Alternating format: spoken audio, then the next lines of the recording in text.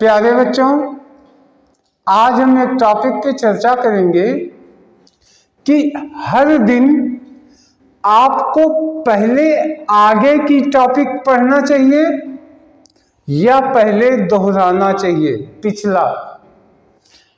देखिए, आमतौर पे क्या होता है कि आप स्कूल कॉलेज गए, लौट के आए या दिन भर की गतिविधियां किया आपने, अक्सर शाम को रात को आदमी घंटे 2 घंटे पढ़ने बैठता। तो जब आप पढ़ने बैठते हैं तो पहले आपको क्या करना चाहिए? आगे का टॉपिक आप पढ़ाई करेंगे या जो पिछला पढ़ रखा है उसको आप दोहराएंगे?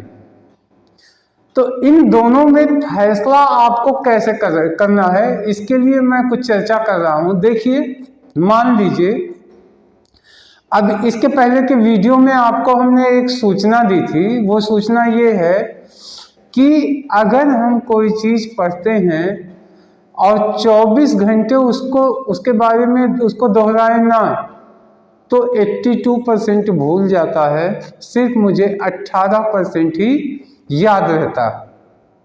अब आते हैं हम इस चर्चा पे। इस चर्चा में ये है कि मान लीजिए आपके पापा रोज आपको 100 रुपया देते। आप घर से जब स्कूल जाते हैं, कॉलेज जाते हैं, पापा आपके 100 रुपया आपको दे दिए पॉकेट मनी के रूप में। आप गए और मौज मस्ती किए, खाए पिए, शाम को जेब खाली। दूसरे दिन फिर क्या हुआ? फिर आप घर से निकले, फिर पापा ने 100 रुपया दिया, फिर आप दिन भर गए, खाए पिए, खर्च किए, खाली शाम को। तो देखिए, भले ही ये आ रहा है लेकिन आप खर्चे करते जा रहे हैं, तो आपका टोटल बैलेंस कितना रहेगा? 0। क्यों? जो आ रहा है वो जा रहा है। यही मेरी पढ़ाई के साथ होता है। हमारे बहुत सारे बच्चे क्या है, पढ़ते तो हैं लेकिन क्या होता है, आगे आगे आप पढ़ते जाते हैं, आपको टेंशन होती है मेरा कोर्स खत्म हो जाए, मैं जल्दी से जल्दी सब चीजें पढ़ लूं।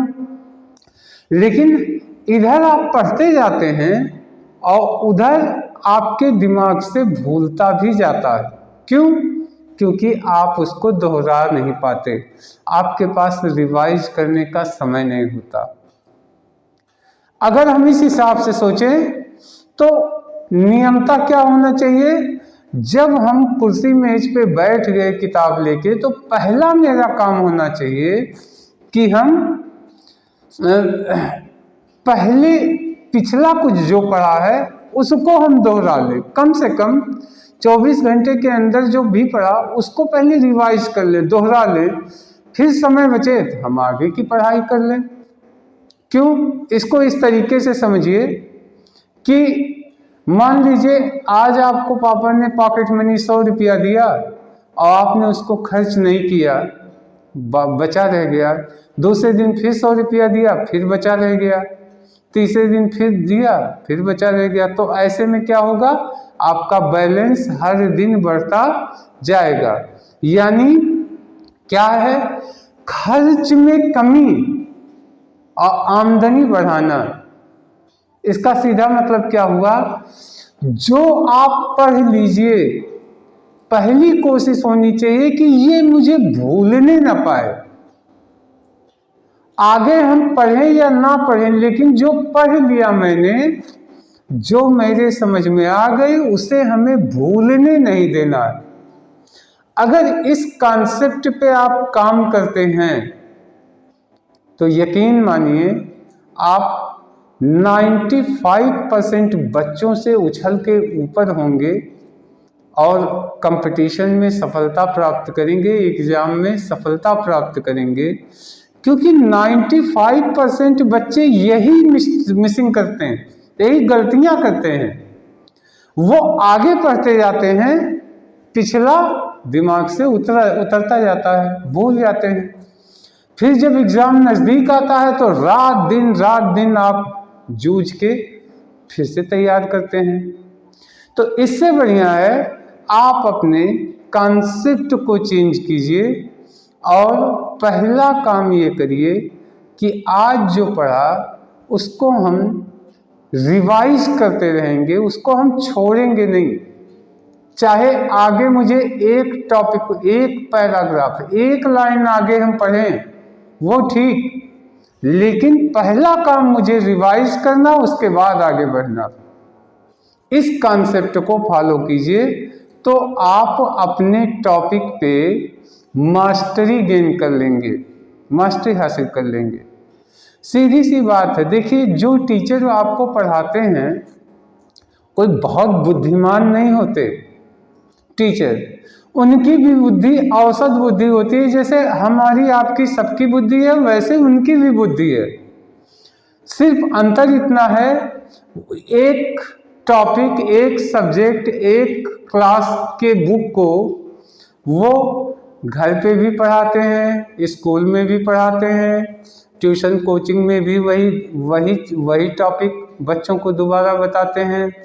फिर नेक्स्ट ईयर नए सत्र में नए बच्चों को फिर वही टॉपिक बताते हैं। तो उस टॉपिक को बताते बताते बताते बताते ऐसा भी वक्त आ जाता है कि वो मास्टरी हासिल कर लेते हैं और नींद में उनसे पूछिए तो भी वो बता देंगे।